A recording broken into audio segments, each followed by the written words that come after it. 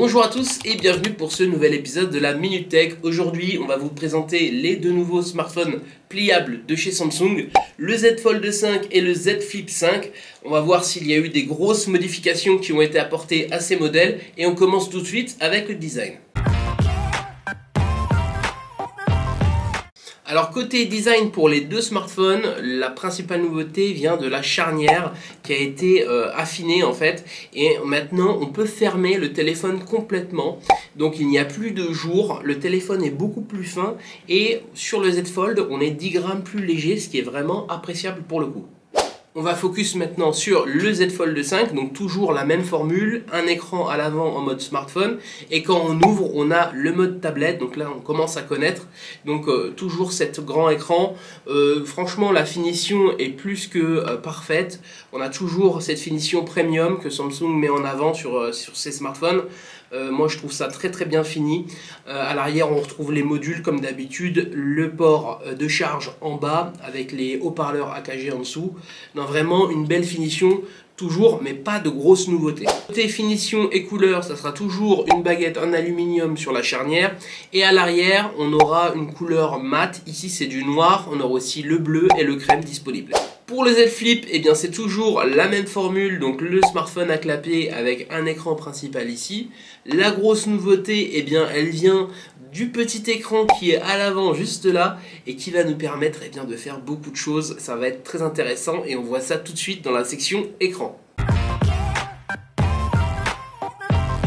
Pour les écrans, eh bien c'est de très bonne qualité, en dynamique AMOLED 120 Hz, donc il y a de la fluidité, on a des très bonnes couleurs, des très beaux contrastes. Ici sur le Z Flip à l'avant, on a un écran de 60 Hz en HD+, par contre, on a moins de choses à afficher, donc c'est normal. Mais franchement, la qualité est là, et même s'il n'y a pas eu de beaucoup de changements par rapport aux versions précédentes, on est quand même assez satisfait. Alors la plus grosse nouveauté, eh bien vous l'aurez compris, c'est le Z Flip avec cet écran à l'avant, qui va nous permettre de faire beaucoup plus de choses qu'avant, parce que maintenant c'est un écran qui est complètement tactile à 100%, et surtout on peut utiliser des applications. Alors on va pouvoir envoyer des messages, on va pouvoir aller sur YouTube, on va pouvoir directement regarder Google Maps, se prendre en selfie, donc plein de petites choses qui n'étaient pas possibles avant sur l'ancienne version, mais maintenant qui sont possibles, et bien sûr on pourra utiliser le smartphone en mode ouvert.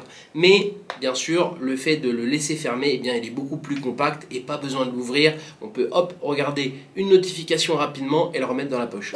Donc des écrans de très bonne qualité, pas de grandes nouveautés à part quand même évidemment sur le Z Flip. En tout cas on va aller voir côté caractéristiques si on a des surprises ou pas.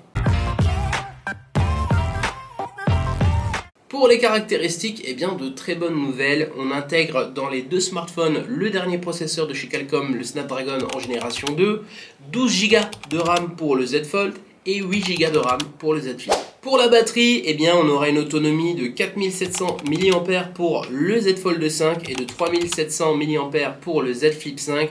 Les deux smartphones sont très bien gérés en termes de batterie, grâce évidemment au taux d'affichage en 120 Hz qui vient améliorer l'autonomie, et aussi l'autonomie a été revue à la hausse grâce au nouveau processeur Snapdragon.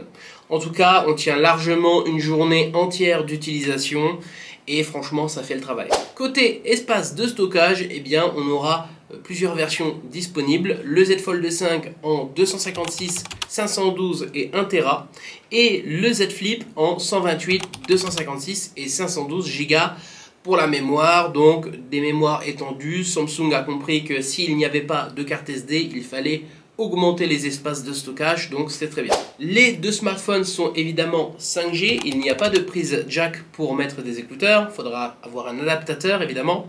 Les deux smartphones sont aussi IPX8, donc c'est une certification contre la poussière et l'eau. En mode fermé, ils pourront maintenant être immergés donc dans l'eau pendant 30 minutes jusqu'à 1,30 m. Alors, moi je ne vais pas m'y risquer, mais en tout cas, maintenant Samsung a protégé ses téléphones contre la poussière et l'eau. Et vraiment, ça c'est une grosse amélioration pour ces deux smartphones au niveau caractéristique. Pour le Z Fold, un petit bémol quand même, il n'y a toujours pas de S Pen intégré. Par contre, Samsung a pensé à tout en proposant des coques avec à l'extérieur en fait la possibilité de mettre le S Pen à l'arrière. Donc, bon, l'un dans l'autre, ce n'est pas très dérangeant, mais on aurait bien voulu voir cette amélioration, ce qui est quand même un petit plus pour le téléphone. Pour le Z Fold, on retrouvera 2 cartes SIM physiques et la possibilité d'ajouter une eSIM. Et pour le Z Flip, on aura une seule eSIM et une seule nano SIM. Donc 2 très bonnes caractéristiques pour les 2 smartphones. On passe maintenant à la photo. Et pour la photo, je dois dire que je suis un peu déçu. Eh bien oui, il n'y a pas de changement par rapport à la génération précédente. On retrouve un objectif principal en 50 mégapixels, un objectif grand angle en 12 mégapixels et un téléobjectif zoom en 10 mégapixels. Ici, sur le Z Flip, on retrouvera 2 objectifs en grand angle et en principal de 12 mégapixels. Pour le Z Fold, on aura quand même de très bonnes photos avec l'objectif principal, des photos mode nuit qui sont vraiment de très bonne qualité. Donc oui, pas d'amélioration, mais la qualité générale est très bonne quand même.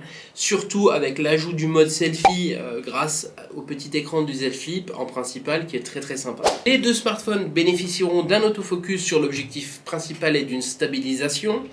Ils filmeront pour le Z Fold en 8K 30 fps et en 4K 60 fps, ce qui n'est pas rien quand même, et sur le Z Flip en 4K 30 fps.